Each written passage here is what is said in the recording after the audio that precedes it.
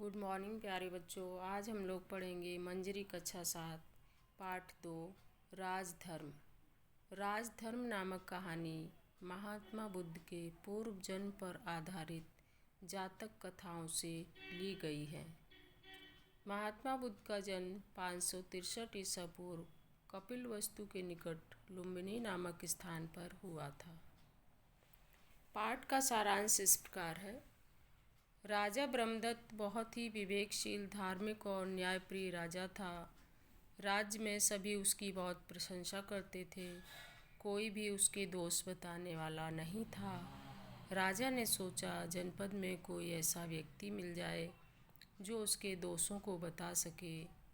यह जानने के लिए राजा वेश बदलकर पूरे जनपद में घूमा, लेकिन उसको उसके दोष बताने वाला कोई नहीं मिला।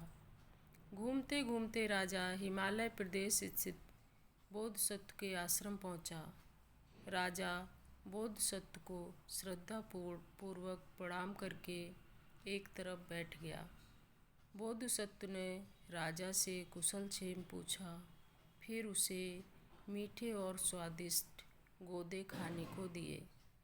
राजा ने गोदे खाए और पानी पिया।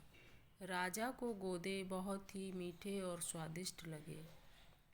राजा ने गोदे के मीठे और स्वादिष्ट होने का कारण पूछा तो बोधिसत्व ने बताया कि जिस राज्य का राजा धार्मिक और न्यायप्रिय होता है, उस राज्य के फल फूल गोदे सभी मीठे होते हैं, एवं जिस राज्य का राजा अधार्मिक और अन्यायी होता है, उस राज्य के फल फूल गोदे सभी कड़वे होते हैं।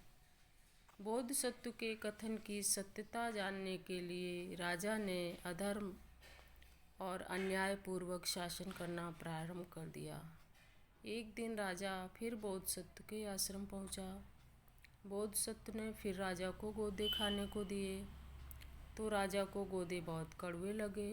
तब बोधिसत्व ने कहा कि जरूर राज्य का राजा अधार्मिक होगा, तभी गोदे कड़वे हैं।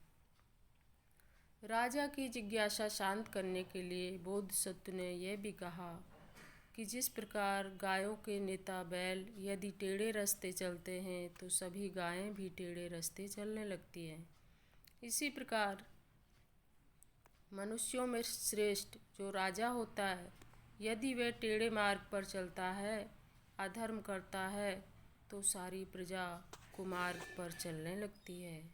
इस प्रकार बोधिसत्व से शिक्षा प्राप्त कर राजा ने अपना राजा होना बोधिसत्व के सामने प्रकट किया और विनयपूर्वक बोला कि भंते, मैंने ही गोदों को पहले मीठा और फिर कड़वा किया। अब मैं उन्हें और अधिक कड़वा नहीं होने दूंगा। अब मैं संकल्प लेकर कहता हूँ कि मैं धर्म और न्यायपूर्वक शासन करूँगा। ऐसा राजा ने बोधिसत्व से कहा। चलिए अब अभ्यास प्रश्न देख लेते हैं। राजा ब्रह्मदत्त क्यों प्रसिद्ध था? उत्तर है, राजा ब्रह्मदत्त बहुत ही धार्मिक और न्यायप्रिय राजा था, इसीलिए प्रसिद्ध था। राजा ब्रह्मदत्त नगर में वेश बदलकर क्यों घूमा था?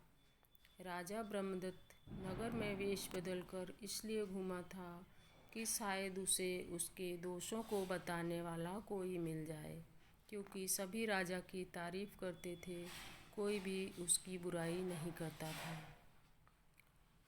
बोधिसत्व ने गोदों के मीठे और स्वादिष्ट होने का क्या कारण बताया?